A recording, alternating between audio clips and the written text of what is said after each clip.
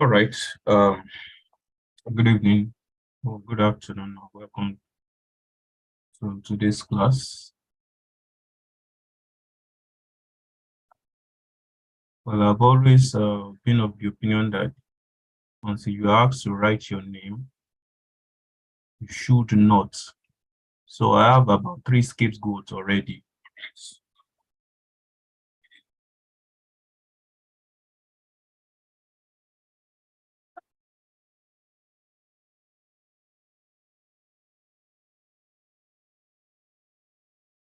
All right. So today we'll be looking at security and privacy, and it's what we have looked at from the beginning of the class as one of the major important aspects of any software product that has to be developed and delivered to users, right? So we want to look at, okay, what is security? How can we go about securing our products? What are the kind of security threats that could get in the way of our product development? What are the consequences of negligence of security and the host of others? So we'll be looking at that.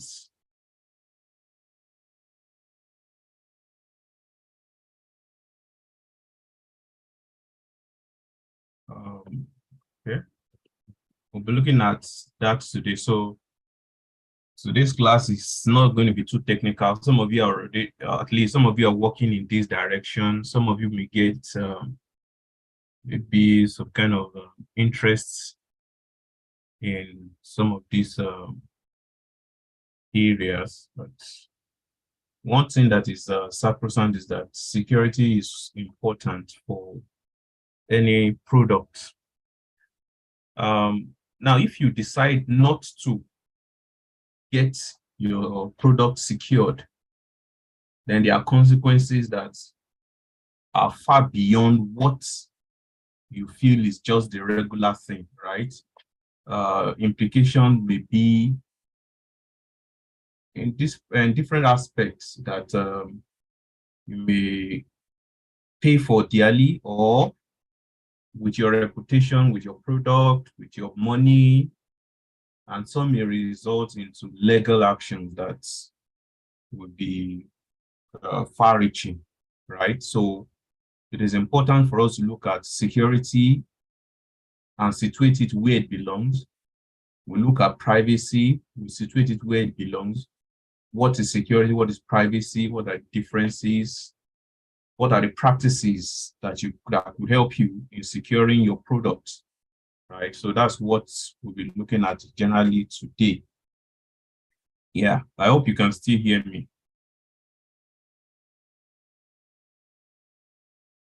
While I wait for your response, let's continue. Okay. All right, thank you. All right. Here. All right, thank you. Let's see your response now.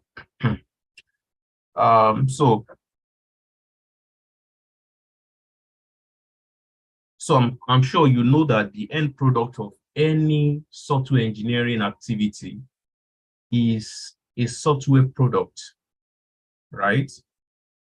And the software product must be secured in such a way that it will be easy to use and it will not be an encumbrance to the users, as it were. So software security should always be of high priority to any developer, and you should prioritize the security just for yourself and for the customer. Else, you will be attacked maliciously and you may suffer a lot of loss.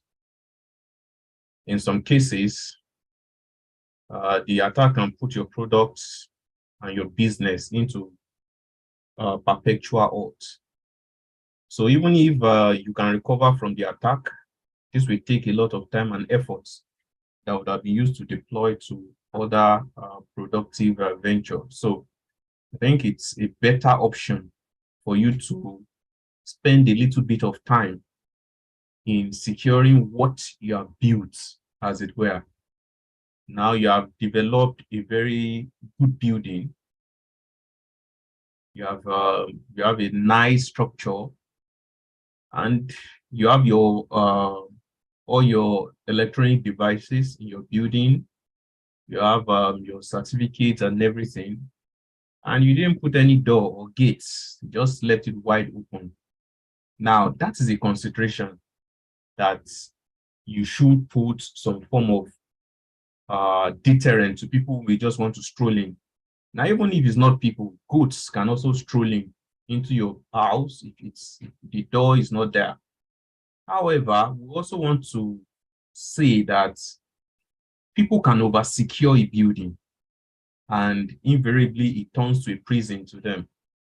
Now, you find some houses with a lot of security gadget, quote unquote. Now, you start from the gates. You have a nice gates, bulletproof gates. You have security camera.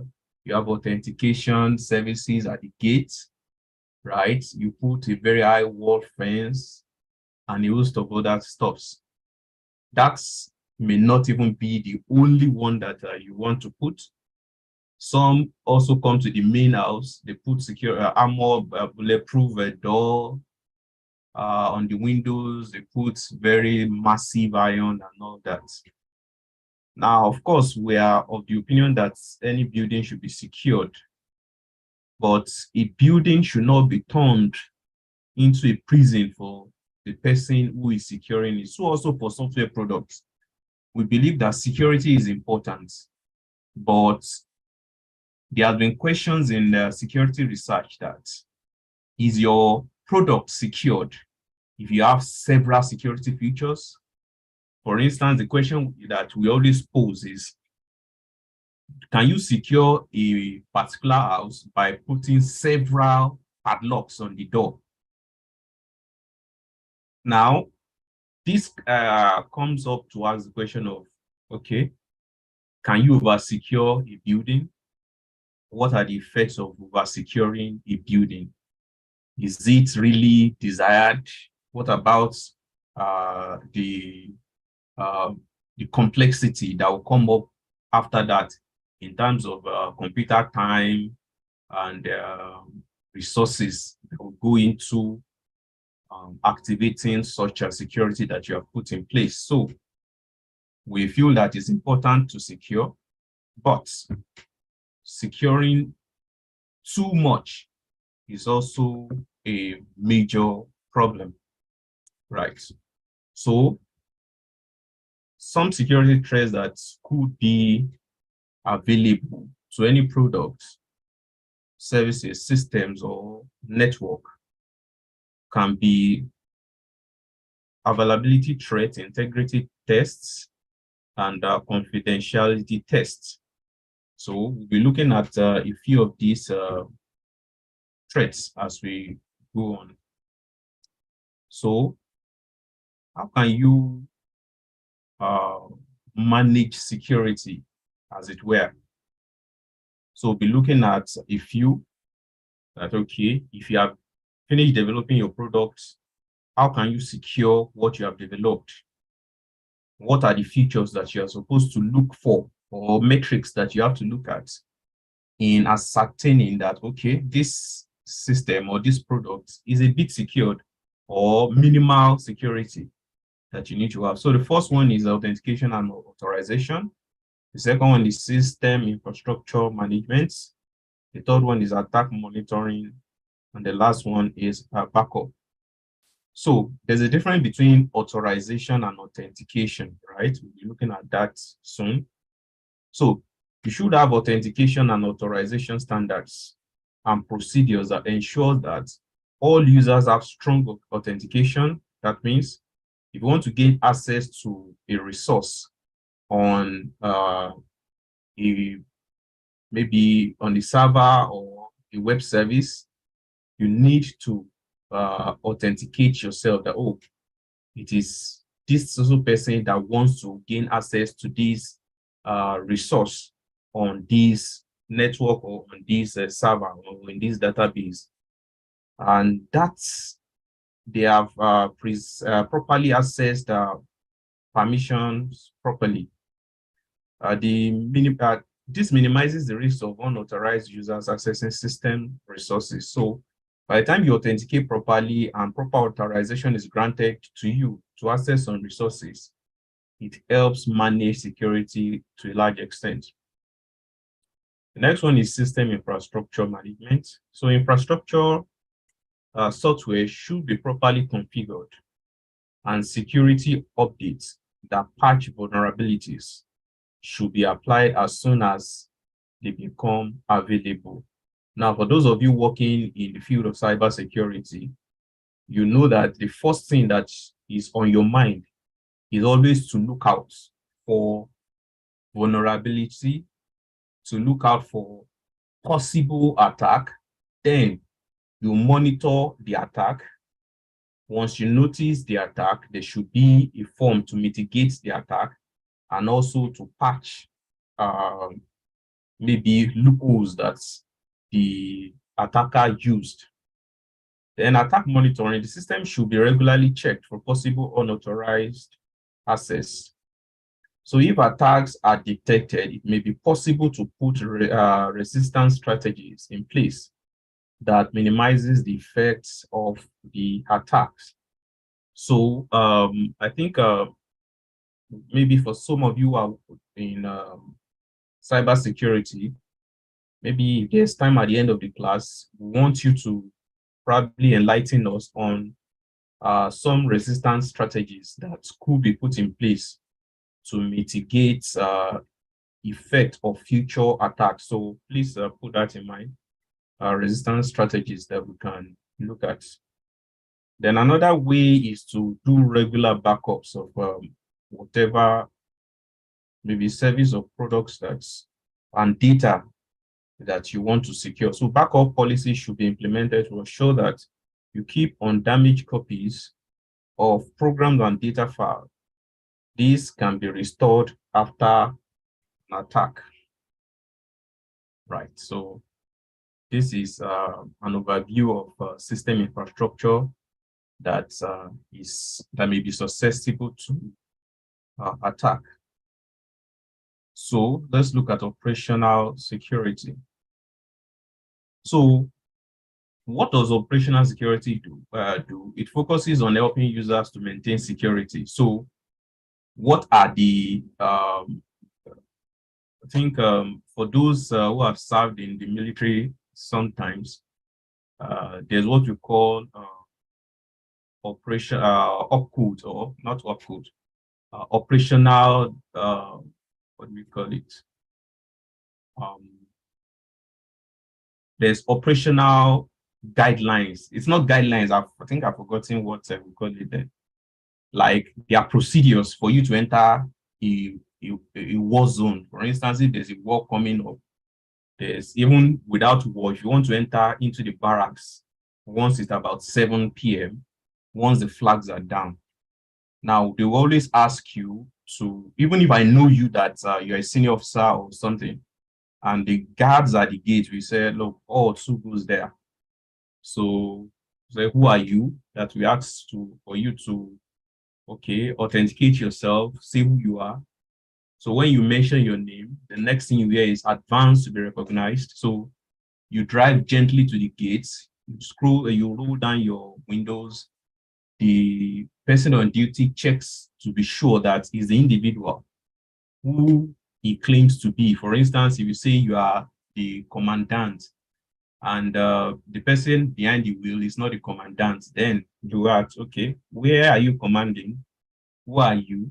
Now, if this the duties officer cannot, the person interrogating you cannot identify you, calls on the superior to check, okay, is this person, do you know this person? What unit is it from? Where is it going? So after all the security check, then you can now be paid your compliment. Morning, sir, you can go in and all that. So there are operational security procedures that have to be put in place, and every member that we assess such a facility must be conversant with such a security operation. Another thing, if you are going for war, that there's always a code that we use to enter the enemy, we call it friendly zone, friendly forces entering a friendly zone, that you must have passwords every day changed. Now, I think there was an operation I think around the 98 or 97. Yeah, every day there should be a change of code. For instance, what's the code for today? Amala Tutu. You just change the code that the people around where you're operating may not have the knowledge of the language that you're going to be using. So there are operational security management strategies that are employed to secure products, to secure facilities, and to secure important data. So some of the ones we're going to be looking at are related to product software. So operational security procedures and practices. So you have auto logout, user command login, multi-factor authentication. So auto logouts addresses the common problem of users forgetting to log out from a computer used in a shared space. Now, this is not only common to computers. For instance, I think I was doing some transaction on my bank app yesterday, and I needed to do a number of those transactions. So each time I finish one transaction and I'm driving to the next place to do the next transaction, I forget to log out. So by the time I want to, okay, let me do another transfer, and I'm keying in, just say, no, this session has expired, right? So that is a method of securing the account so that a user who is not me will not take advantage of that open windows and perpetrate a lot of damage, right? So user command login, for instance, an individual may be very malicious in an organization. He may decide to also get to some levels that he's not authorized to get to, right? So like for those serving or who have served in the military, you know that there are some places they call restricted areas that you don't go there except you have proper authorization. And one of such is the arms store or the armory. You don't go there just anyhow. You must have proper authorization, and you must bear letters showing that you have proper authorization to even come here, else you'll be shot dead immediately, right? So it's important that user login should be kept, so that you look at, oh, who came here last? What did he do? What are the activities that was carried on? What are the damages that occurred, so that you know ways for you to mitigate the damage that has also occurred. So multi-factor authentication, which reduces the chances of an intruder gaining access to a system using stolen credentials. So for instance, if you're supposed to request a web service, right, and you needed to authenticate. Now, there are some that once you authenticate once, you can continue to work. So you don't need to authenticate when you are going to another page or another service.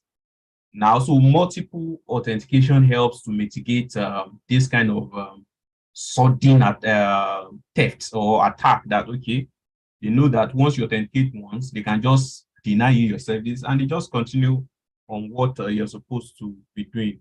And of course, I feel that the bank app should work on some of this area, because you just authenticate once and that is all. For instance, if you authenticate to log into the app, then I feel that once you want to do maybe search for the person's name, well, I'm just saying it's not so, it may lead to over securing again. So, but there are some stages that you look at that the person should not be able to see my account balance, so that it doesn't even know what to transfer. As you just log in, then when you want to transfer, then you authenticate with your PIN again, right? That's before it gets sent. So there are some intermediate places that needs to be well secured also. So what are the types of attacks that you could have on any important location, important data, or important product? The first one that is common, but it's not also limited to some of these things, is injection attack. So injection attacks are a type of attacks where a malicious user uses a valid input field to input malicious code or database command. So these malicious codes or instructions are then executed, causing some damages to the system. So code can be injected that leaks some data to the attacker, right? So common types of injection attack includes buffer overflow attack and SQL poisoning. So an individual can just write a little bit of malicious code, just inject it into the system for the purpose of leaking out information. For instance, I'm sure you are conversant with the latest war on oil theft. Now, I was watching a documentary on oil theft, and I saw the sophistication of oil theft in real time. The way they connect pipes seamlessly to the main pipe running into the IC to pump crude oil to tankers. So the way they will tap into it by just injecting like a corner hole or a pipe, this plumbing material, just put it there, drill it, screw it properly, and they just start channeling the crude oil to where they will refine it. So this is a form of injection attack. So SQL poisoning attack are attacks on software product that uses SQL database. They take advantage of the situation where a user input is used as part of an SQL command, right? So a malicious user uses a form input field to input a fragment of SQL that allow access to the database. So the form field is added to the SQL query, which is executed and returns the information that the attacker wants. Another form of attack is a cross-site scripting attack.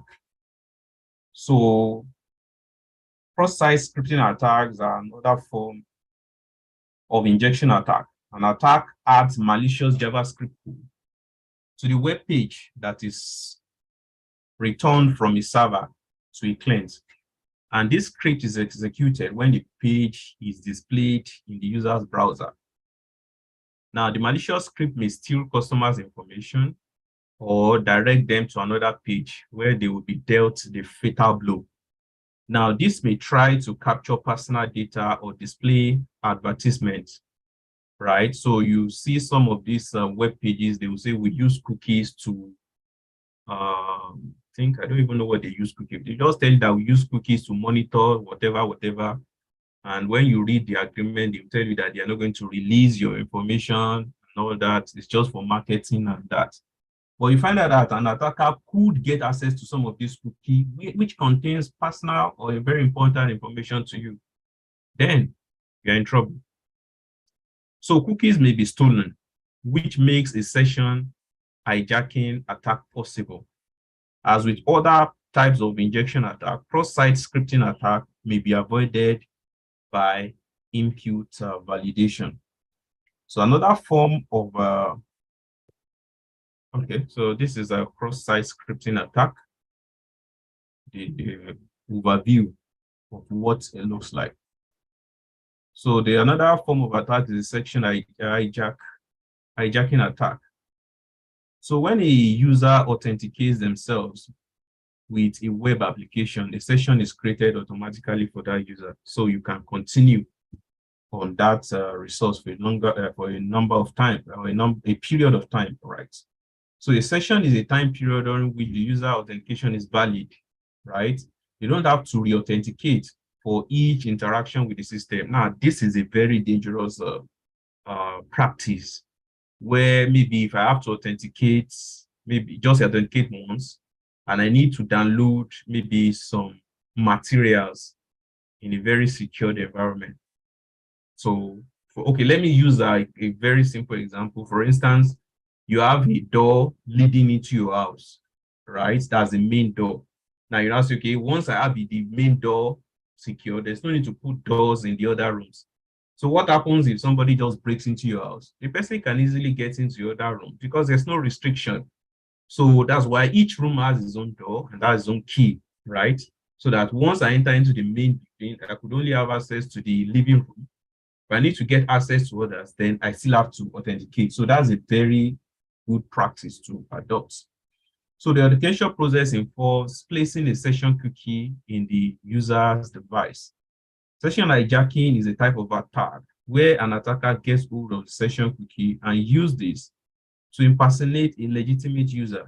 There are several ways that an attacker can find out the session cookie value, including cross-site scripting attack and traffic monitoring. So in a cross-site scripting attack, the installed malware sends session cookies to the attacker, right? So traffic monitoring involves attacker capturing the traffic between the client and the server.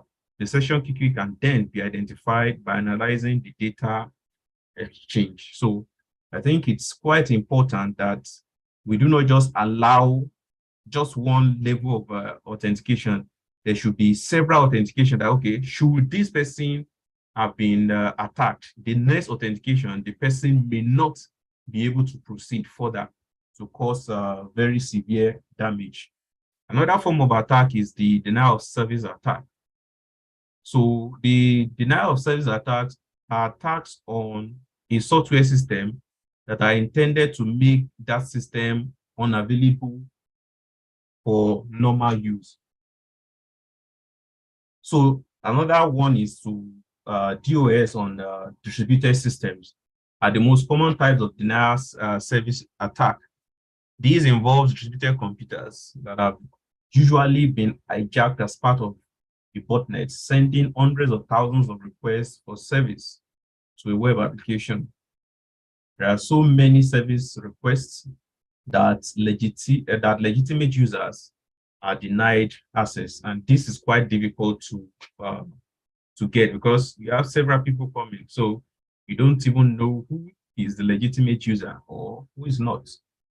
So other types of denial of service include user lockouts, right? So it takes advantage of common authentication policies that locks out a user after a number of failed attempts. So you try once, try twice, 3 times, then they will tell you to enter POC. You go to MTN or Glo or Etisalat or Airtel to go and get one POC, whatever.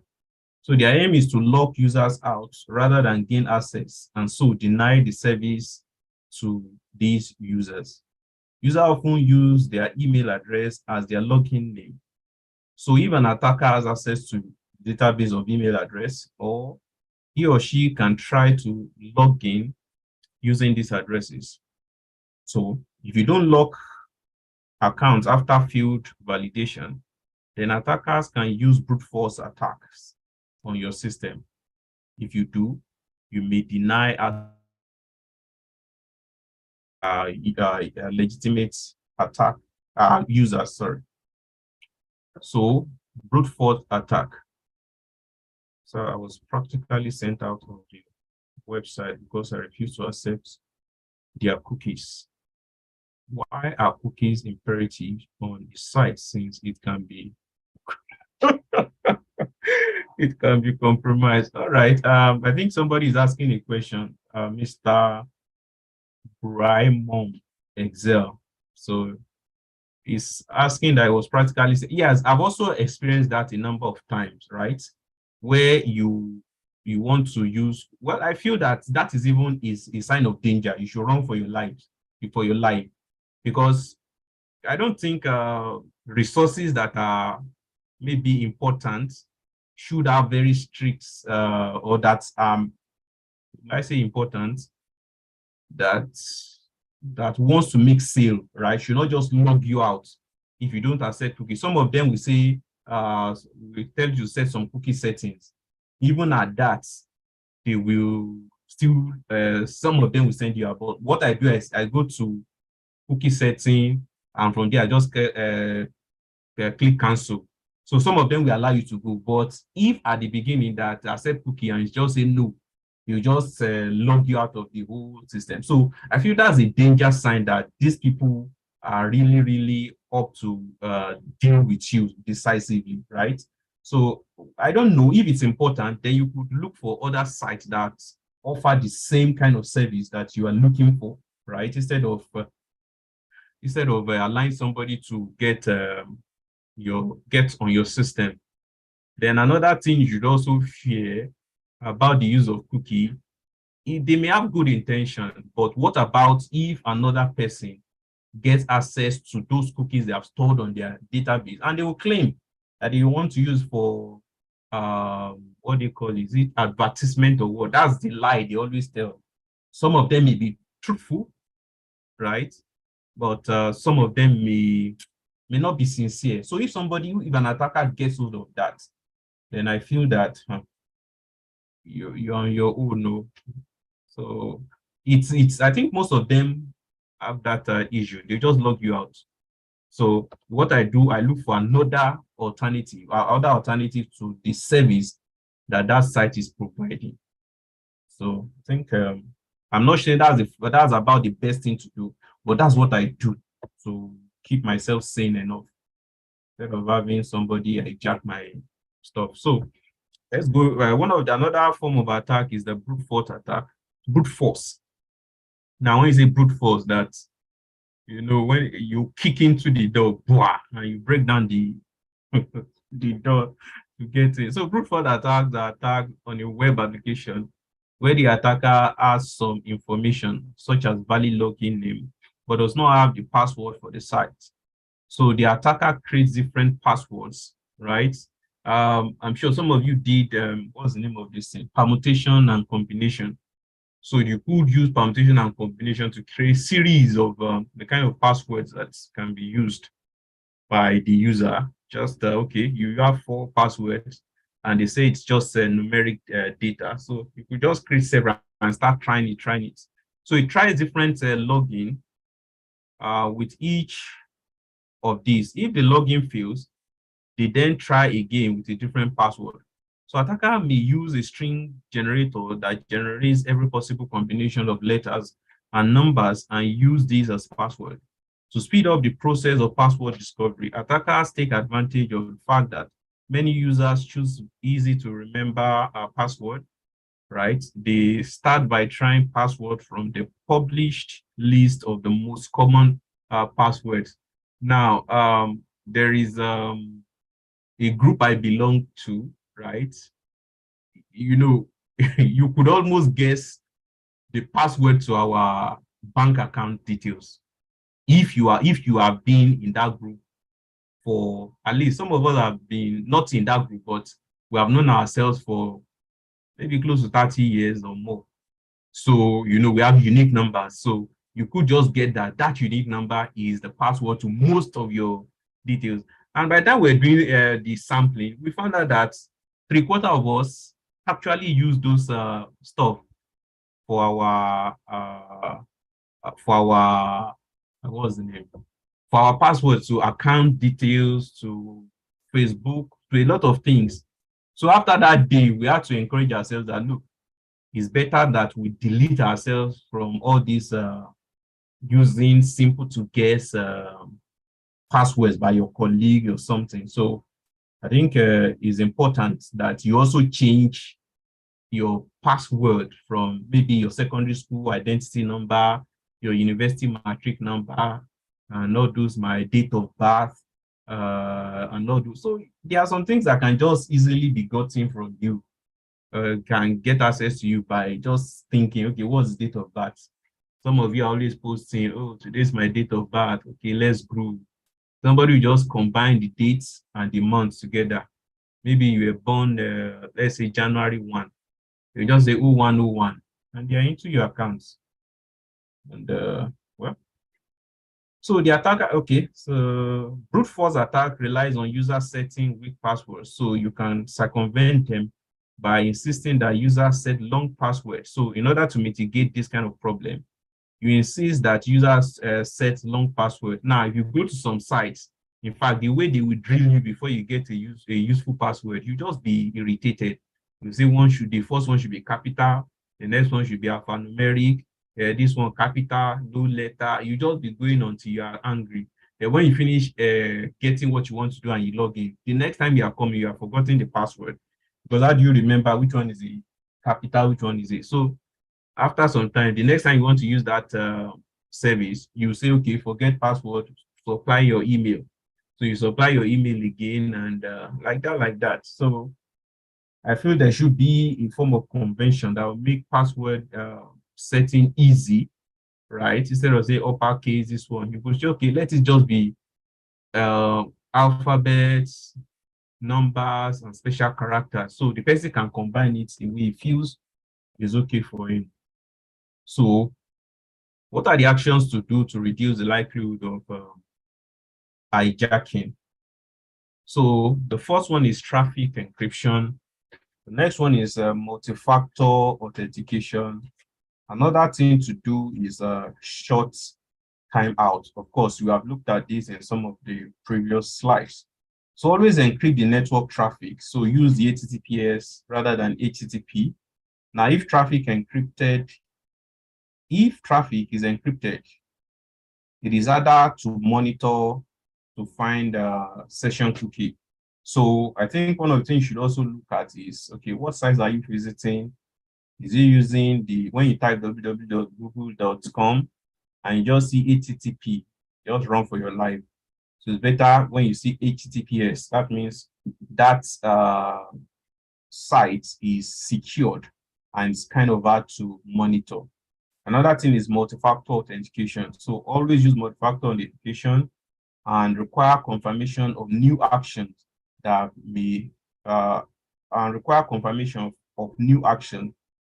be damaging. For example, before a new payee request is accepted, you could ask the user to confirm their identity by imputing a code sent to their phone, right? Of course, that has been done to me today. That's okay. A code has been sent to this, maybe to this product that you are using, maybe your laptop or your phone, right? So they will tell you the first one, click yes, that it is you. So you click on yes, then they will display a figure on your screen that you should also click on that figure. That's the first step. Then second step is click on that figure, right? So you click on that figure, then they can now grant you access to what you intend to do, right? Yeah, so you ask to confirm their identity by imputing code sent to their phone. You could also ask for password characters to be input before every potential damaging actions, such as transfer, right? I think that is done in banking apps, where before you do the last transfer, you just put in your password. So we'll be tied you, can't put your password. Then Bashiga, that means no entry. So short timeout. So instead of having session unnecessarily hanging out, once you feel that, oh, this person is not using this product for this session for too long, just log the person out to prevent issues that touches. So authentication. Authentication is a process of ensuring that a user of a system is who he claims to be, right? So you need authentication in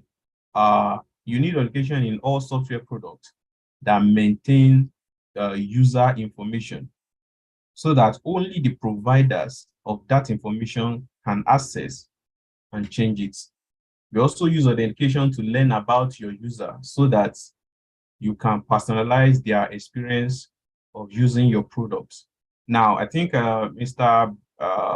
Excel was asking, okay, why do they log you out?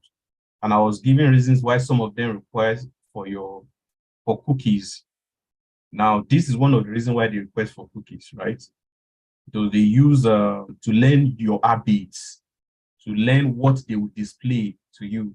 For those of you who visit Facebook, or which one do they do recommender services?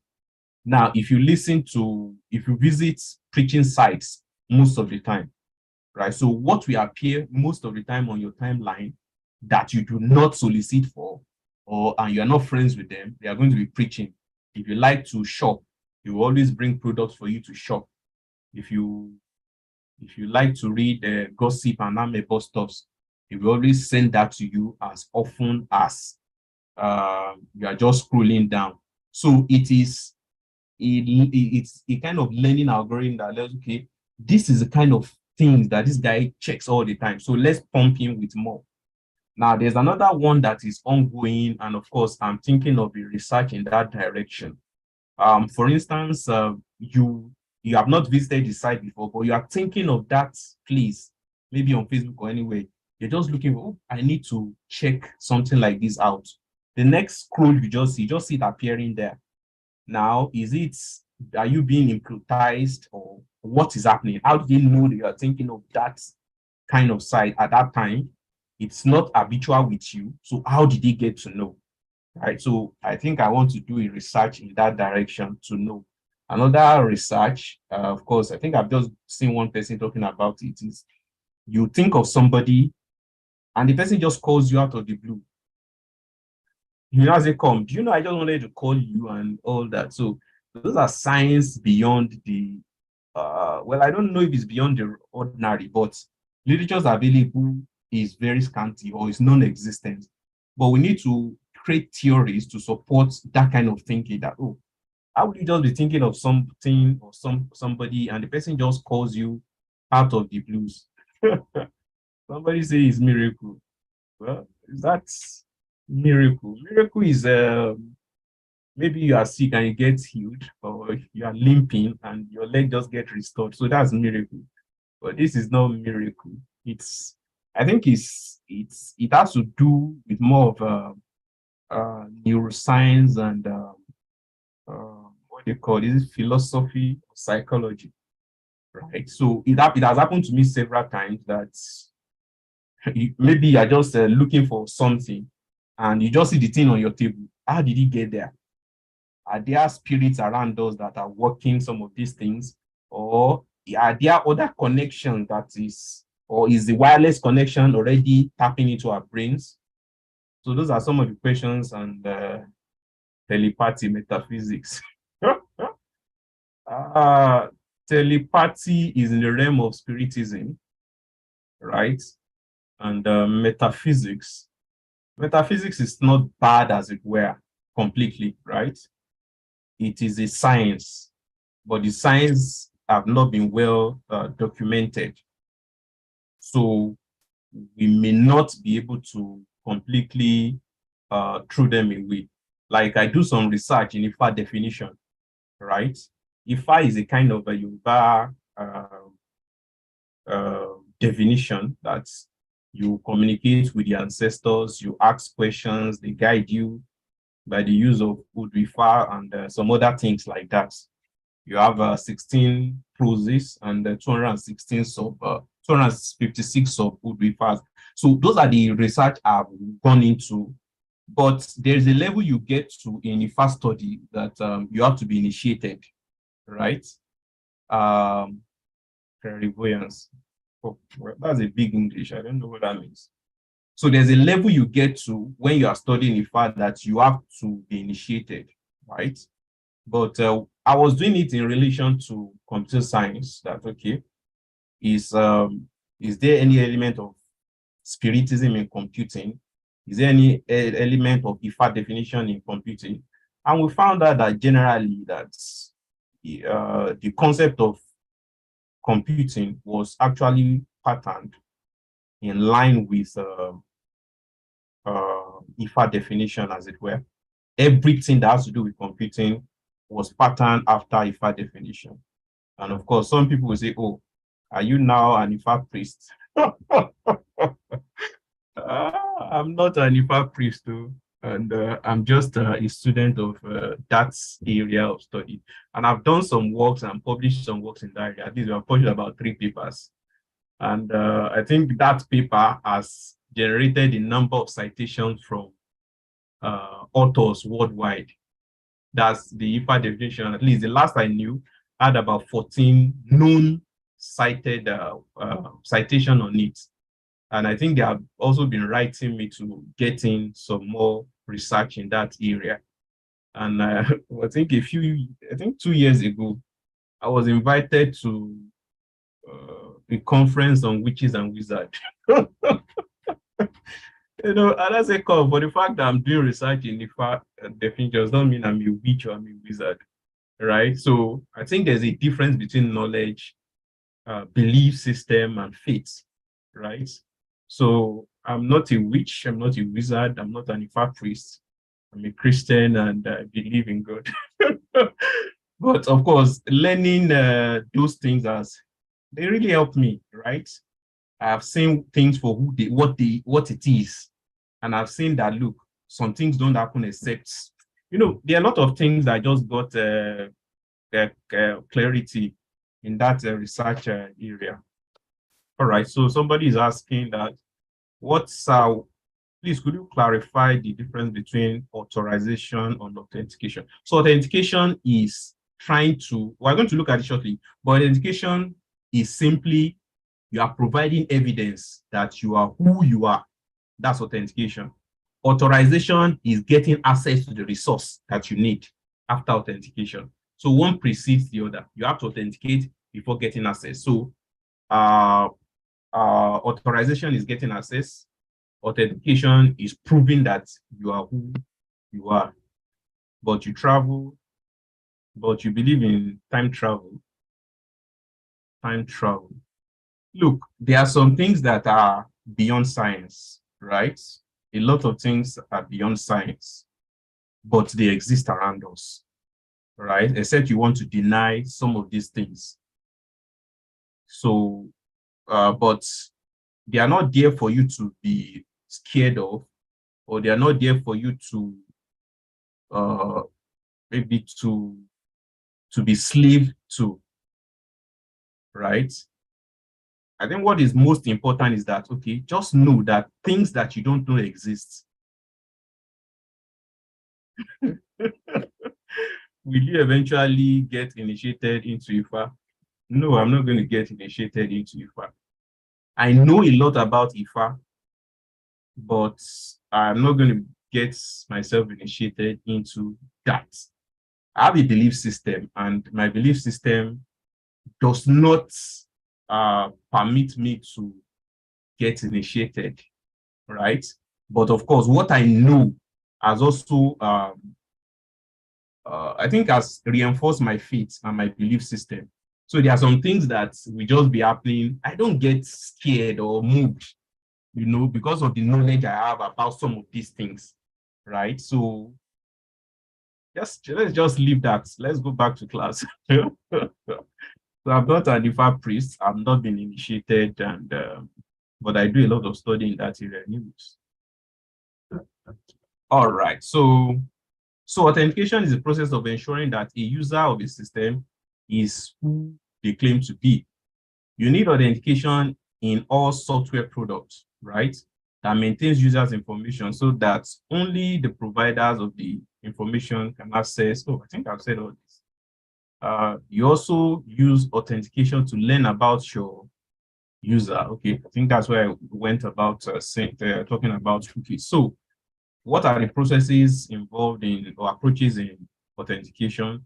You have authentication approaches, you have the knowledge of the individual, what the individual possesses, and the attributes of that individual. So some knowledge is, okay, he knows he has a password.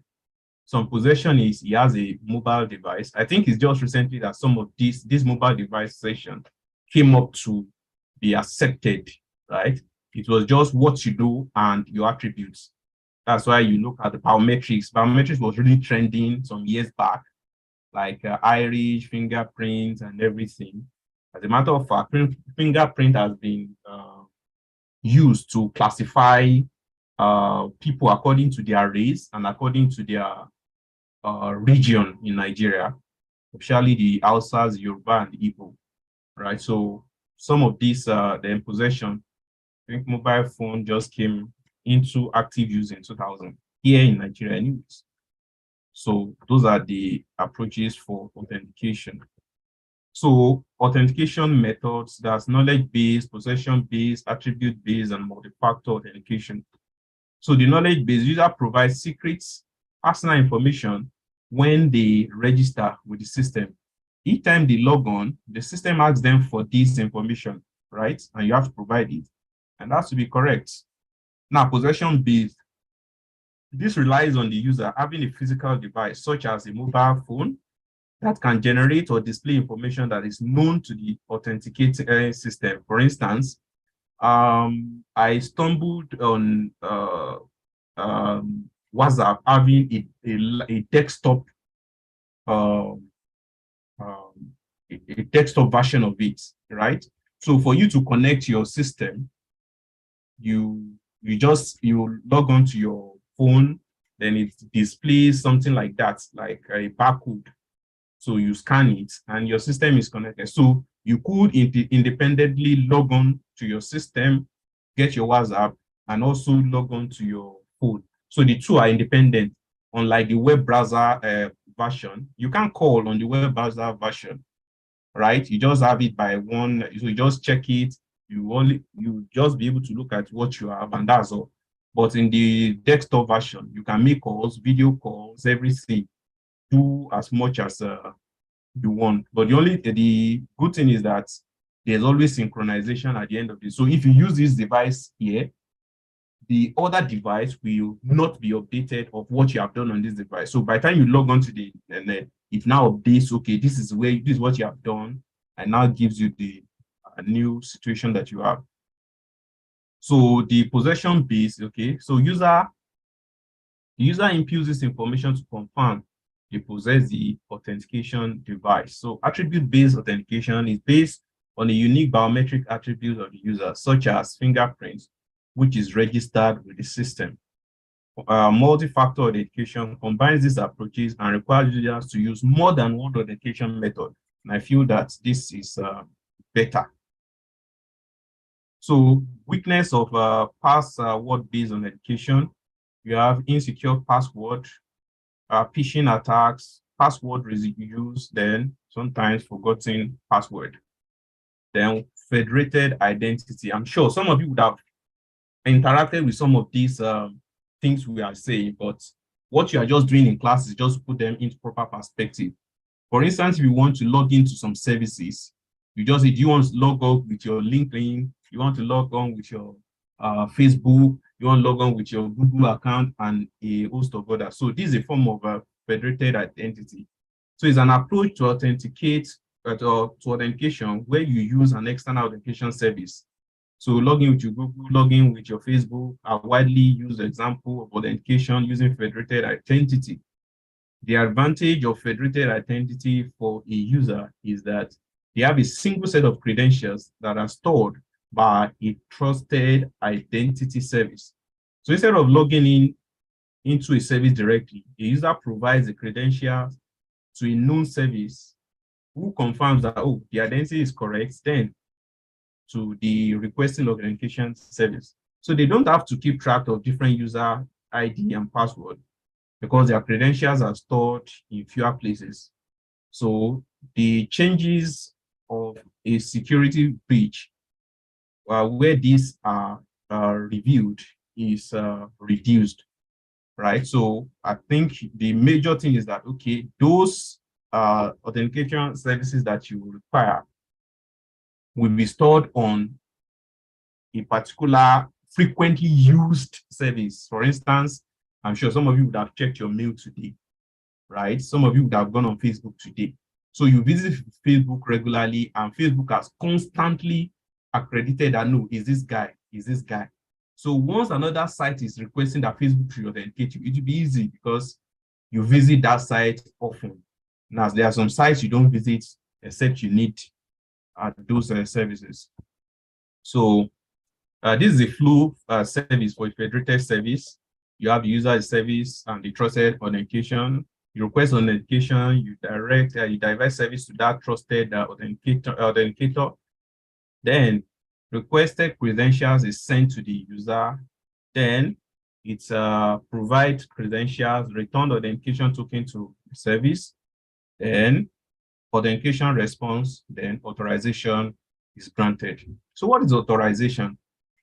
Authorization involves a user providing their identity to a system. Authentication involves a user providing their identity to a software service. Authorization, on the other hand, is a complementary process in which that identity is used to control access to software system resources.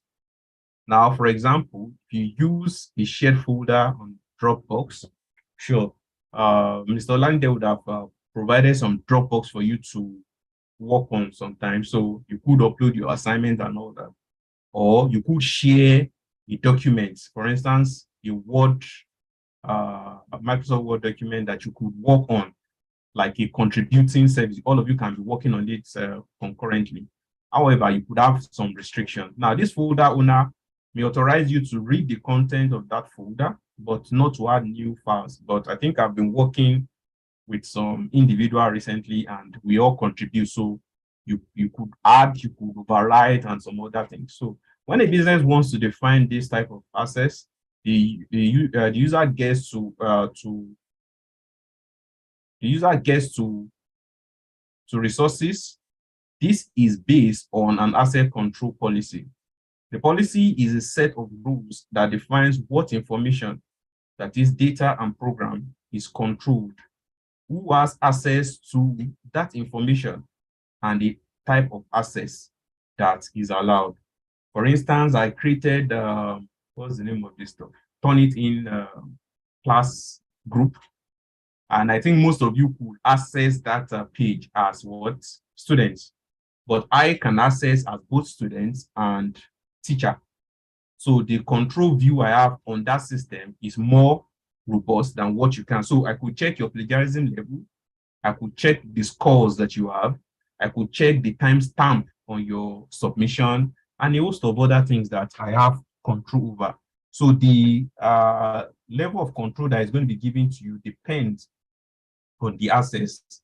So access control policies. So explicit access control policies are important for both legal and technical reasons. Data protection rule limits the access to personal data, and this must be reflected in the defined access control policy. If this policy is incomplete or does not conform to the data protection rule, then there may be subsequent legal action in the event of data breach. So I think in the introductory, I said, look, there are some things we take for granted that, there are some things that could just land you in prison, not prison that you are convicted, just for you to be remanded before cases will be hard. So probably won't be tied, they take you to court on Wednesday, and maybe they give you a bail condition, and you are not able to perfect it till Friday. So you spend some weekend in the prison before they come on the administrative bail on Monday. Yeah, so we should be careful in some areas. So technically, an access control policies can be a starting point for setting up the access control scheme for a system. For example, if the access control policy defines the access right of students, then when new students are registered, they all get the rights by default. Access control lists. So ACLs are used in most file and database systems to implement access control policy. So access control lists are tables that link users with resources and specify what those users are permitted to do. Now, I'm aware that in banking we have different ranks. I'm not aware, I don't know about those ranks. Now, you have, at least the ones I know, you have those ones that stay in front of you in bank, they call them tellers. Then you have those ones that stay inside the offices. Maybe they call them operation, whatever. So the access that they will have to different people's account is limited, right? Some can get access to maybe people who have in their account below 1 million. Now, some of the tellers may not be able to access the likes of, what's the name of this guy, Otedola or Dangote's accounts, right? So what are you going to look for there? Is Dangote come to stay in front of you to withdraw money? If he needs money, we just call the bank manager. They should bring 1 bullion van to his house, as exemplified by the president-elect, Bola Ahmed Tinubu. And one clown was now telling us that the bullion van missed his way to his house. You see, when I listen to some statement at times, you just wonder that do these people think that we can't think or we don't have sense? Something has been in public space for so long, and you, because you are looking for some favors, and you call yourself an SCG, former SCG president, and you are coming up with that kind of dumb defense. No, no, you should do better. You should do better. Bola Tinubu before now had accepted that it was his money they brought. That what can you do about it? That who is it? Did he steal money? And somebody is saying he missed his way. Look, please, when you before you talk or you jump to defend somebody, I think you should have very strong and convincing arguments, not this kind of very dull argument that you bring. Imagine we're on lockdown and the Minister of Humanitarian Affairs was telling us that they were feeding children who were at home. How did you get their addresses? Even when they were in school, they were not fed. You steal the money and you're telling us you spend almost billions of naira to feed them. We are not dull, for goodness sake. It doesn't take a degree to know that some of these things are just you think I care if it's recorded? There are some of the things that is recorded. No, I'm just saying some of these things that access. I think I'm linking them to access control. For instance, a teller cannot get a Tinubu's account details. Is Tinubu going to go to a bank to go and withdraw? No, it's not. So let's come back to class. Yeah. So I just want the class to be as vivid as possible. That's why I'm going to some of these. Oh boy. All right. So this is the access control. You create different access control lists. So you have the resources they can access, then the access control. You have users, you have permission. You could read all, you could create, you could edit. You have resource B, then the access. These are the different access controls that you could create for any product that you intend to use. So another thing is encryption. Is it an information in the public domain? What information? Yeah. Oh, what I said is in public domain. The guy came online on one news outlet and he was saying it. So it's in public domain and it has been well criticized. So that I'm reiterating it, I'm using it as an example. And if they are not satisfied, they should go to court.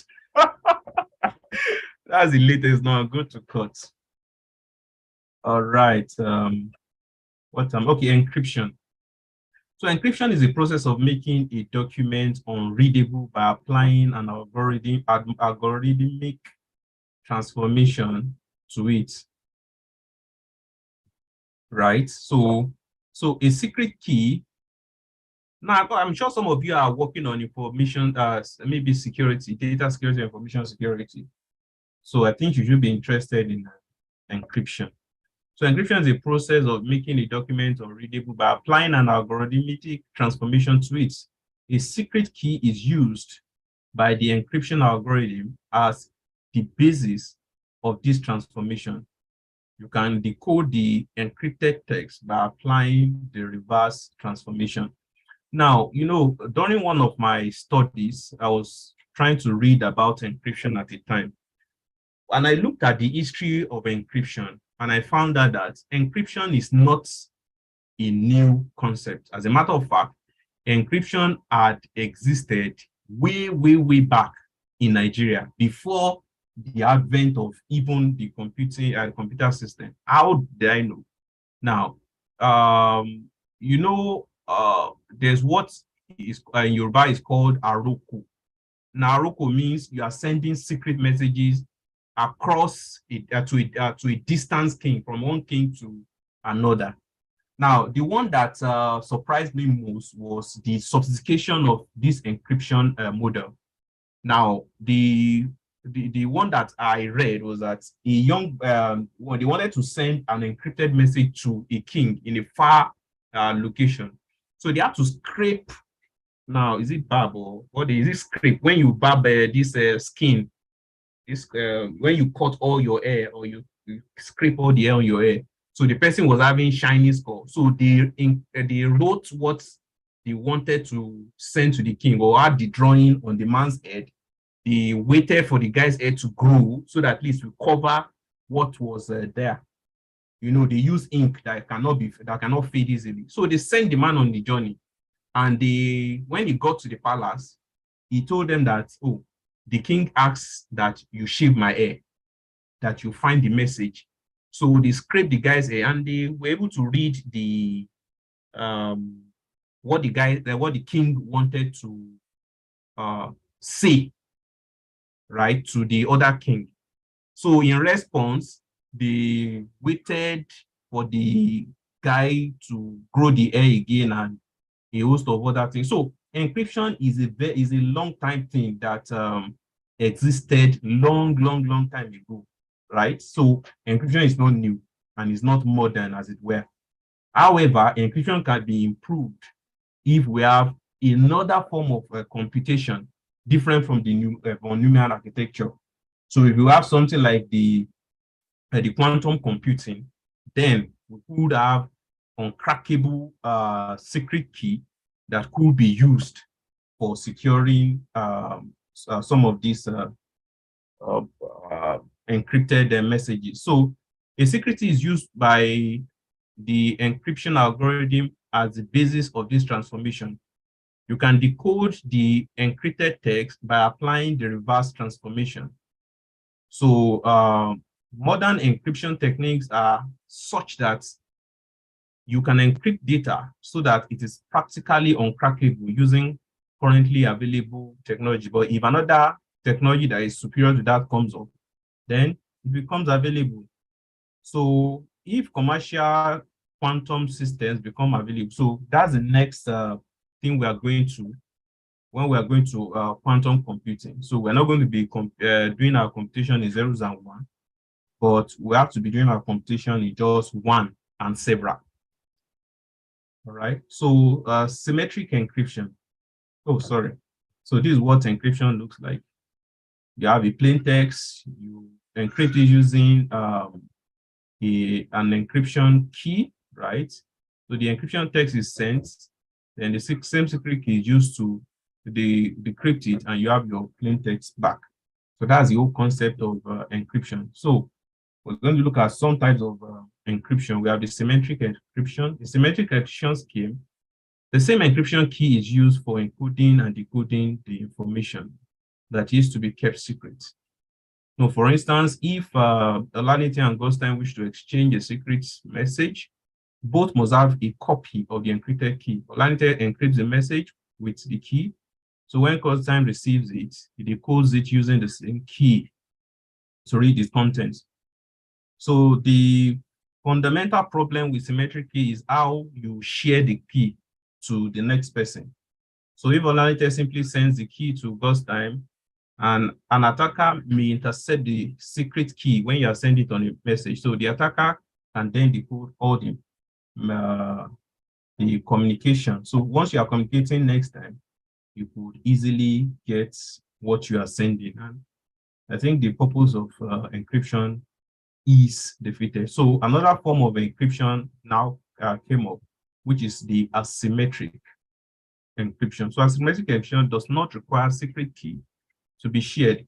So an asymmetric encryption scheme uses different keys for encrypting and decrypting. Each has a public and private key. So message may be encrypted using either key, but can only be decrypted using the other key. So public keys may be published and shared by the key owners. Anyone can access and use a public key, but you will not be able to get access to the message being sent. So the person who is intended to get the message is the only person who gets the message, right? By using the key, appropriate key, to decrypt this same the message to get the plain text. Now, if you have studied something on networking, you found out that in, I think, what's the name of this? Bus topology. Now you have different nodes. So once a node, let's say node A, intends to send a message from node A to node B, and you have intermediate node B, C, D. Now, once you send the message, now there are different things that you would have done before that, right? Where you have either the address of the recipient, the message, there may be another code for maybe for handshaking, that's safe delivery of the message, and a host of other things. So once the first maybe node sees it, he notices that no, this one is encryption related. Sorry, there's a question coming up. Is encryption related to encapsulation? Well, let me just explain what encapsulation means. Encapsulation is putting maybe data on data. For instance, you have an image. So maybe you want to type your name on the image. So that's encapsulation. You are putting information on information, superimposition. Now, that cannot be said to be encryption. But encryption is hiding what is on the data or what is in the plain text. So encryption is more of security. Encapsulation is about reporting or beautifying or giving more information. For instance, if you go to the hospital, you take maybe what they call this thing they take in the hospital. These images that you scan your body. Okay, you take radiological images, right? So the images, the image taken is the image of your internal parts, right? But so that the image will be explanatory enough, a number of things are encapsulated on it. And those things are called the DICOM tags or elements. So those elements describe the date you took that you took that image, the doctor that took it, the hospital, the name of the patient, the parts of the body they are taking, and other things. Now, they will now send it to the doctor for reading. So he reads it. He cannot put his own recommendation on the image. So that is encapsulation, right? So encapsulation is not necessarily information hiding.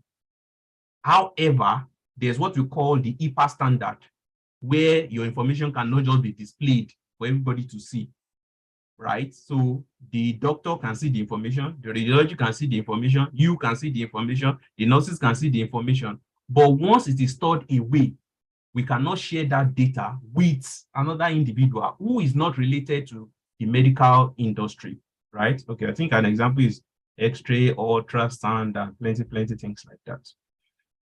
Oh boy. So however, messages can only be decrypted by the user using this. So this is the diagnostic whatever of it. So encryption and authentication. Yeah, so please, I think I need to take a few minutes break, just about 4 minutes or 5 minutes. I'll be back in a jiffy. Sorry for the break. I need to get some water.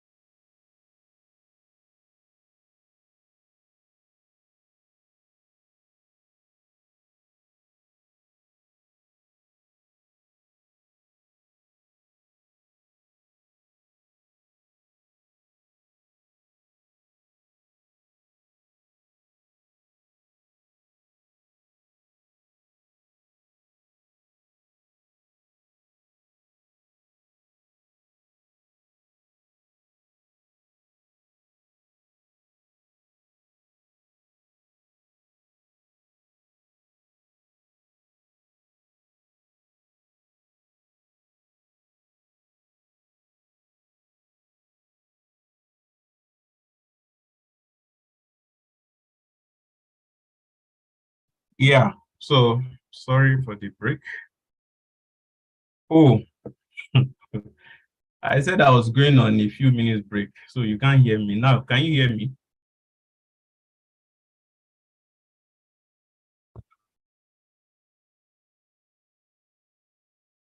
Hello, have I been logged out? Okay, thank you. Oye Laderoute Ladayo Akanwo Ayomekun Owolabi. All right, thank you. So let's continue. Encryption and authentication. So, of course, we'll be able to look at symmetric and asymmetric encryption now. So, asymmetric encryption can also be used to authenticate the sender of a message by encrypting it with a private key and decrypting it with the corresponding public key. Now, let's say Alice wants to send a message to Bob and she has a copy of his public key. However, she's not sure whether or not the public key that she has for Bob is correct. And she's concerned that the message may be sent to the wrong person. So what does she do? So private public key encryption can be used to verify Bob's identity. How does this happen? So Bob uses his private key to encrypt a message and sends it to Alice. If it can be decrypted using Bob's public key, then Alice has the correct key. So encryption and authentication can be used as a form of security, at least to make our system function better. So you have Bob having his private key, but it's not sure. So he encrypts the message, sends the encrypted message to Alice. Alice uses Bob's public key. If he's able to decrypt it, then an identity has been authenticated. Okay. So the next thing is the TLS and digital certificates.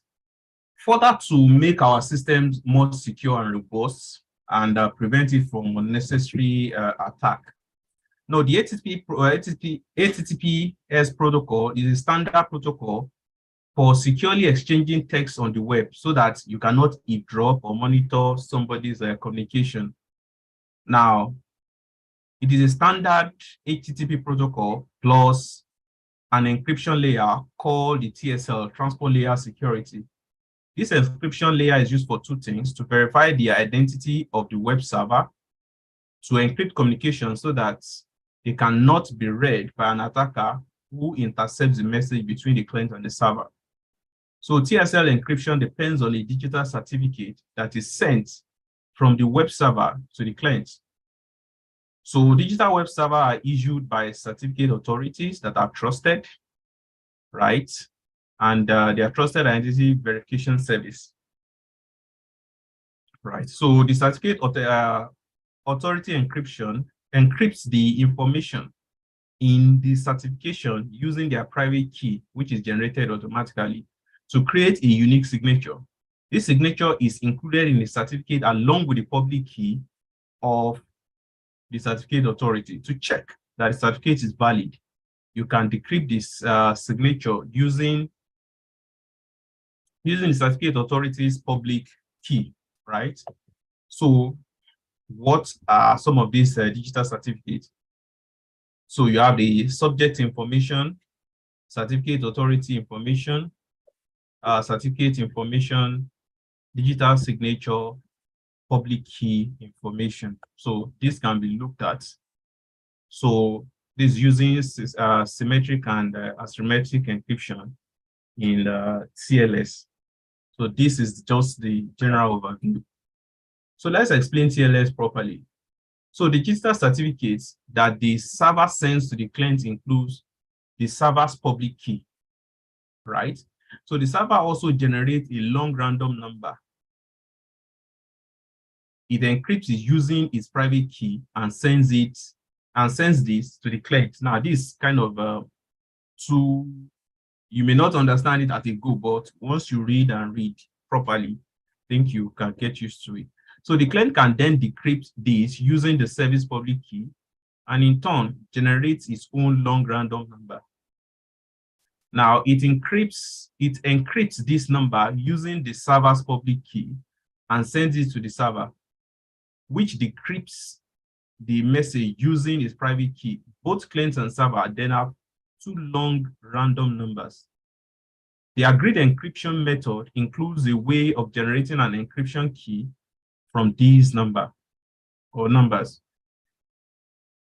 The client and server independently captures the key that will be used to encrypt subsequent messages using a symmetric approach. All client-server traffic is encrypted and decrypted using computed key. There is no need for the key exchange itself. So what is data encryption? As a product provider, you inevitably store information about your user, and for cloud-based products, user data. So encryption can be used to reduce the damage that may occur from data theft. If information is encrypted, it is impossible or very expensive for the thieves or attacker to access and use the unencrypted data. So what kind of data can you encrypt? You can encrypt data in transit using, when transferring the data over the internet, you should always use the HTTPS rather than the HTTP protocol to ensure proper encryption. You can also encrypt data at rest. So if data is not being used, then these files where the data is stored should be encrypted so that theft of these files will not lead to disclosure of confidential information. Another thing is data in use. Data in use is being actively processed. Encrypting and decrypting data slows down the system's response time. Implementing a general search mechanism with encrypted data is impossible. Now you can see this is one of the issues that we raise, that when you over-secure sometimes, it may lead to some issues. So we have somebody raising up his hand. Who is this fella? I'm coming up, trying to look for the individual. Mr. Henry Onyezi. Okay, let's have your speech. Yes, sorry, I wanted to clarify something on the second paragraph, where it Okay. says, if information is encrypted, it is impossible and very expensive for the thieves to access and use the unencrypted data. Okay. So I'm trying to understand, is it expensive to access the unencrypted data or to access the encrypted data? Which one is? Now, okay, so what it means is this, that if, for instance, an attacker gets okay, let me read. Encryption can be used to reduce the damage that may occur from data theft. If information is encrypted, it is impossible or very expensive for thieves to access and use the unencrypted data. Now, what it means is that if, for instance, you get hold of the data, right? And after you have gotten it, you try to unencrypt the data. Now, okay, let me give you a vivid example. I'm sure you have been able to download some files online by some means. And by the time you open it, you just see 0101, these many figures that you cannot read. So what is the essence of all the time that you have wasted trying to download, feeling like a good expert and everything? Then when you open the file eventually, you just see data that you cannot even comprehend, right? So this is an example that, well, when you get the unencrypted data eventually, it becomes useless to you to use, as it were. So another thing you could also, okay, I think I was trying to say that when you over-secure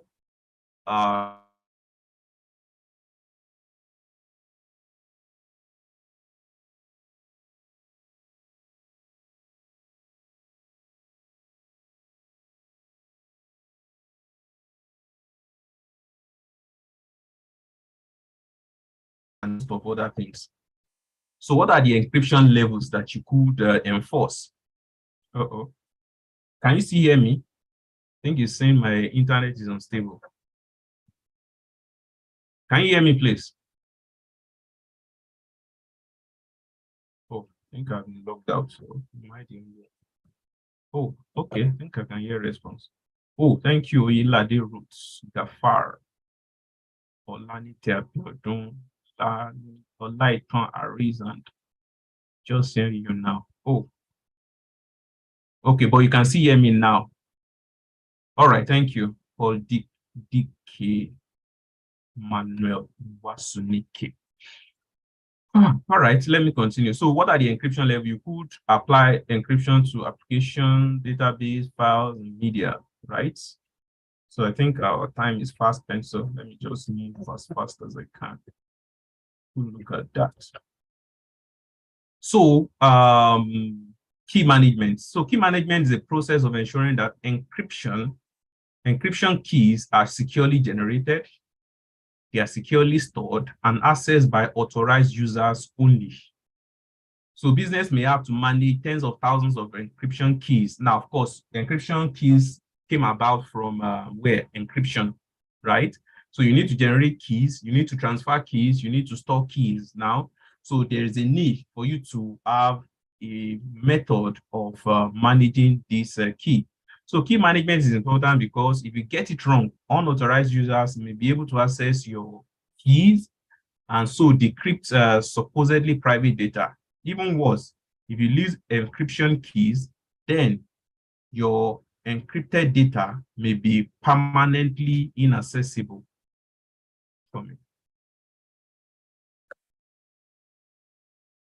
Please, at any time you can't hear me, let me know. I think it's about to rain and the network is behaving irrationally. All right, so a key management system is a specialized database that is designed to securely store and manage encryption keys, digital certificates, and other confidential information. So this is using the KMS for encryption management, right? So long-time key storage. Now, business may be required by accounting and other regulation to keep copies of all the data for several years. For example, in the UK, tax and company data has to be maintained for at least 6 years, with a longer retention period for some types of data. Now, data protection regulation may require that this data be stored securely. So the data should be encrypted. And once you encrypt data, you generate keys, right? And these keys will also have to be stored. To reduce the risk of security breach, encrypting keys should be managed regularly. This means that archival data may be encrypted with a different key from the current data in your system. Therefore, key management systems must maintain multiple timestamp version of keys so that systems backup and archives can be decrypted if it is so required. So that is maintaining keys and the long-term storage of all those stuff. So we have looked at what security is, right? And we have looked at methods of ensuring security. So what is about privacy? So privacy is a social concept that relates to the collection, dissemination, and appropriate use of personal information held by a third party, such as a company or a hospital. So there are different laws, different regulations that you need to study if you are going to understand what privacy is. And I think one of the courses that it's important is these technology policies and laws, right? And I think we are doing something related to policy, I'm not sure, or laws in forensic studies, right? So I feel you should take that very important. And of course, some of these rules are country-based or what do you call it, discipline-based too. For instance, some images can just be used as you wish, but some, especially in the medical line, you can't just get to use somebody's images. However, for you to get medical images, you should write some form of notes to the ethics committee of your university, who sends that same note to the appropriate hospital that you want to use it. Now, the hospital receives that information.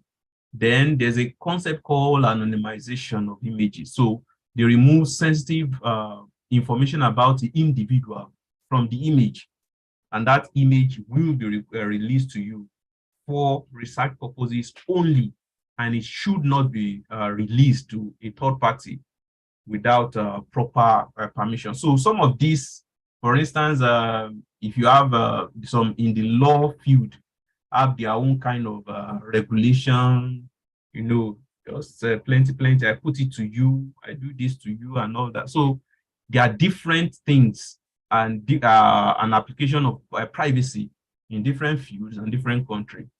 So the importance of privacy has changed over time, and individuals have their own views on what degree of privacy is important.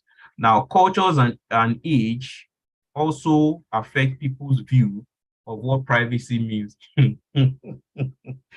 Yeah, sorry. You see, I just remember when it says your village people are chasing you. Yeah, you know, some people just have a way of sharing photos of themselves on Facebook. So maybe you are just eating, just say, enjoying my life. And maybe there's a village person who is your friend before you know that, oh, this person should not even be my friend. Why did I even accept a friend's request long time ago, when everybody just want to be friends with anybody and everybody? So maybe you are friends with one of your village people, and you just say lounging in this, say, hey, so this boy don't make him. I saw his kids, you know, a young man drove to his village, and when he got to the boundary of his village, in his boots, he had a bicycle and some kind of ragtag clothes. So he put them on, and he was just cycling gently to his village. So as soon as he entered the village, a man just got to the place and he greeted the man, hey, well done. No? So when he just walked by, I said, ha, I think so you don't make up. I will deal with you. Then nobody was going to make it. So such level of privacy wasn't there on Facebook when we first started. So you could post almost everything, up to the extent that people post that they just conceived, that they just, what they call when lady taking, they just took in, yeah. Then they will start showing their baby bumps and everything. And then you want to give birth, you just see them by your bedside clapping and singing, we are waiting. Yeah, I'm just joking, you know. There's this high sense of humor I just created for myself to cope with the tension in Nigeria.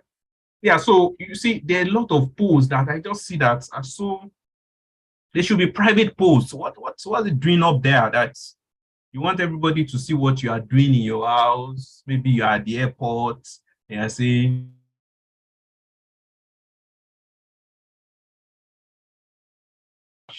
and you wonder maybe it's your village people that are doing you. No, it's not. It's not your village people.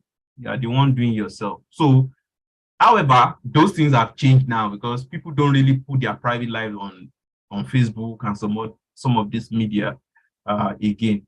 So younger people were early adopters of the first social media networks, and many of them seems to be less invited about sharing personal information on this platform than older people. So in some countries, the level of income earned by an individual is seen as a private matter. In others, all tax returns are openly published. So you see sometimes that if you want to search the salary of the military personnel, you see it restricted. Now I've seen different versions of a salary and a monument that are published for military individual. And I'll be shocked, but how really? If they were earning as much as that, that would have been good, you know. People will say, no, that's how much they earn. I say, you know, when you know something and somebody is arguing with you, you just keep quiet. Oh, continue to argue. And just, oh, is that true? And you just agree with him and leave him with his folly. right? So there are some things that are restricted, but lecturer salary is just there. However, there's also confusion in how much lecturer earn. Some people feel that lecturer earn about 10 million naira per month. Yeah, so you see, people have different things. So privacy comes, okay. Can you publish my salary? Can you publish my health, my case health, my health situation? Now, I think there was a time Buhari was sick and the public were requesting that he should tell us what's wrong with him. And I was wondering that, have they read what the HIPAA law says? It is private to him and his doctor. As a matter of fact, the doctor must take permission from him to tell his wife what is wrong with him. So why do you want to know his self status or what's wrong with it? It's not your business. It is private. But they argue that no, he's a public official. So a public official does not have a private life. No, he does. So there are some things that should be considered private. So what are the business reasons for privacy? So if you're offering a product directly to consumers and you fail to conform to privacy regulation, then you may be subjected to a legal action by product buyers or by data regulators. So you could be it from two sides. So if your conformance is weaker than the protection offered by data protection regulation in some countries, you won't be able to sell your product in these countries. Now, for instance, I'm sure you know that there are some products you can't export from Nigeria to some countries, right? For instance, I think they can only export yam from Ghana to the US. I'm not sure if that has started from Nigeria, but we are the main producers of yam. But our product does not meet the minimal safety requirements as specified by the Food Drug Administration in the US. So if your product is a business product, business customers require privacy safeguard so that they are not put at risk of privacy violation and legal action by users. But I don't think anybody has sued some of these bankers that will just release your information to some crackheads that will be calling you. They will tell you your name, they will tell you your date of birth, they will tell you your phone number that you're using to collect, to take, like they will tell you your last 5 transactions. Now, if you know all these and you tell me that my account is being hijacked, then why can't you rectify that? Then tell you my PIN. You see, some of these things, maybe they should start planting chips in the body of bankers that always release some of this information to these crackers, and they should be subjected to litigation. So if personal information is leaked or misused, even if this is not seen as a violation of privacy regulation, this can lead to serious reputational damage. Customer may stop using your products because of this. So privacy is important. Security is important. Data protection law, I'm sure you'd have done this in one of the courses you are doing at present. So in many countries, the right to individual privacy is protected by data protection law. This law limits the collection, dissemination, and use of personal data to the purpose for which it is collected. Now, I'm sure some of you would have filled some survey forms. They will tell you that what's your name, how old are you, and all that, your email address, without reading the caveats that should be at the top of that, what's the name of this thing, that questionnaire. There should be a caveat that, look, I am so and so person, I am doing a research in this area, and I need this for academic purposes only. I promise that your data will not be released to the public for this one, that one. So I feel that before you fill any questionnaire, you should look at that caveat at the top. If that is not there, then the person has not entered any agreement with you. But if the person puts it there and you find your information online, then you can sue the person. Now, there was a case of, I was taking on a PhD student recently. He came for presentation and he was vividly displaying names of matriculation and name of what these JAMB people, JAMB admission lists of the University of Ibadan. And I told him that this is wrong. You should not do that. You can be sued. And you know, this person was so, I don't know, maybe he doesn't understand the gravity. And he was arguing with me that after all, the university released it to him. Did the university tell you to put it in your work and release to the public to see? You're going to publish a thesis. Several people are going to be reading it. What about if your thesis mistakenly gets to one of those candidates? What defense will you put up? Yeah, so what an individual does not know can be injurious to you. No wonder they said what is something is not an excuse in law. Ignorance is not an excuse in law. So whatever field you want to use, you want to maybe work on, please understand the data protection in that area that you are researching in, right? So however, it will not be legal for those companies to use this information to target online advertisements of health products unless their users have given them specific permission for this, right? So these are the overview of data protection law. Your responsibility for data of the data controller, data protection law, rights of data subject. So what are the data protection principles? You have awareness, control, the purpose, consent. Now, oftentimes, there are some things that you should sign a consent before any information about you is used.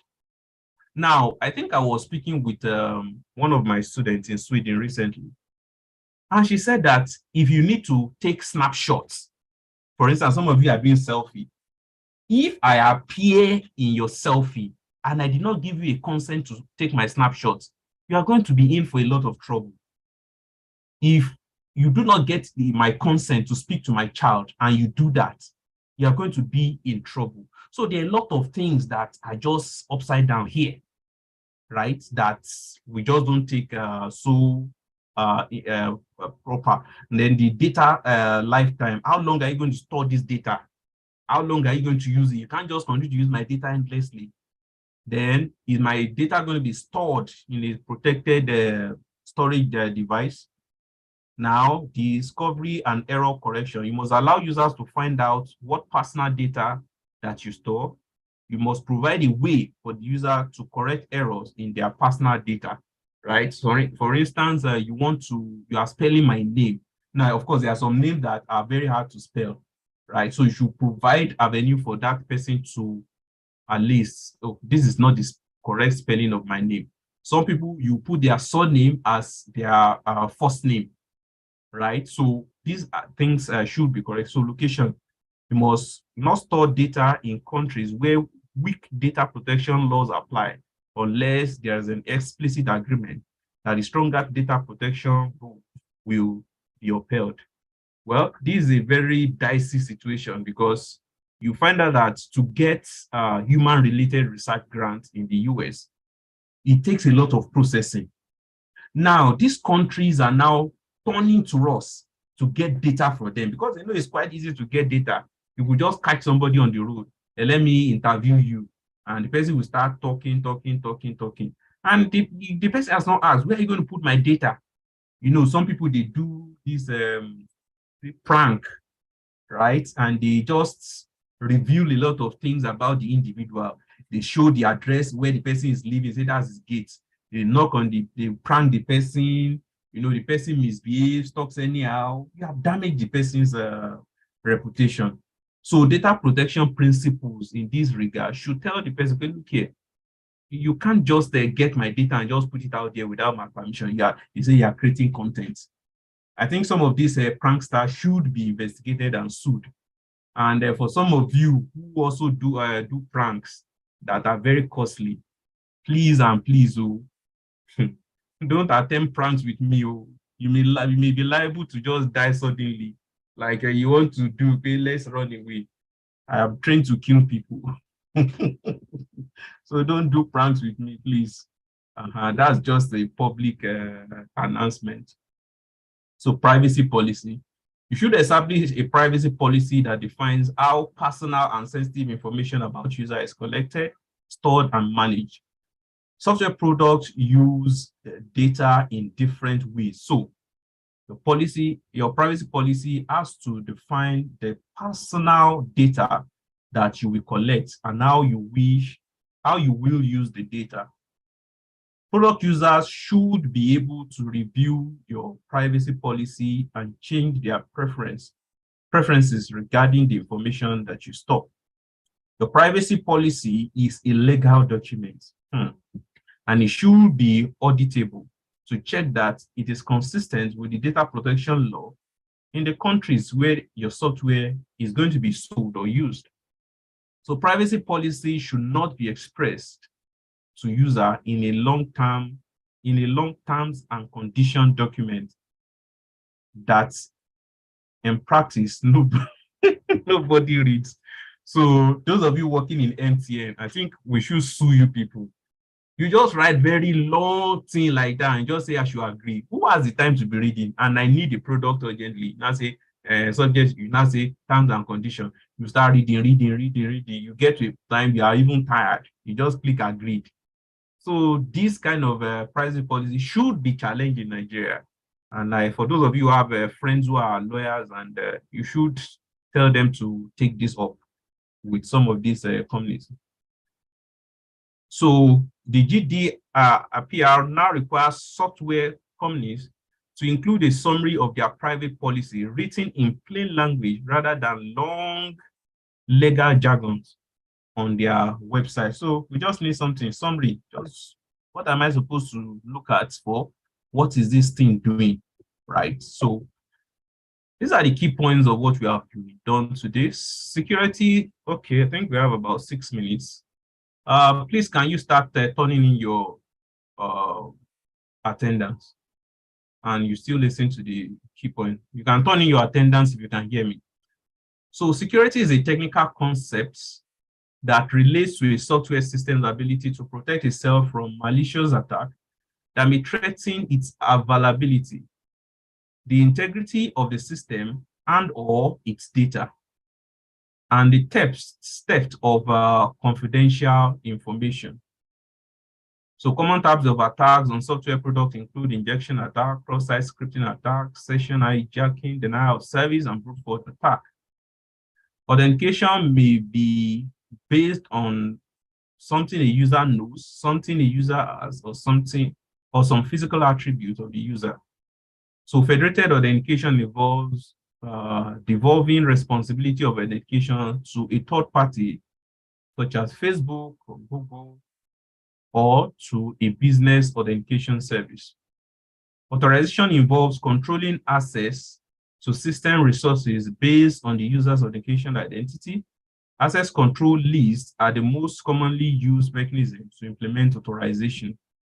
Symmetric encryption involves encrypting and decrypting information with the same secret key. Asymmetric encryption uses a key pair, a private key, and a public key. Information encrypted using a public key can only be decrypted using the private key. So a major issue in symmetric encryption is key exchange. The TLS protocol, which is used to secure web traffic, gets around this problem by using asymmetric encryption for transferring information used to generate a shared key. If your product stores sensitive user data, you should encrypt the data when it is not in use. A key management system stores encryption key.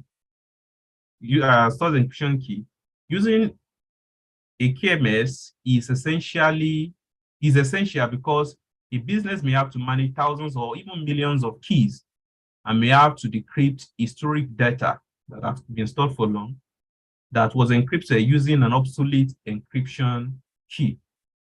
Privacy is a social concept that relates to how people feel about the release of their personal information to others, right? So different countries and their cultures have different ideas on what information should and should not be private. So data protection laws have been made in many countries to protect individual privacy. They require companies who manage users' data to store it securely to ensure that it is not used or sold without the permission of users and to follow users to view and correct personal data held by the system. Thank you for listening, and we have come to the end of the 7th lecture. Do we have any questions? Do you have any concern?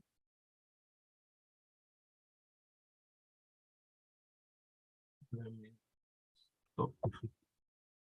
So I feel that we could stop the live session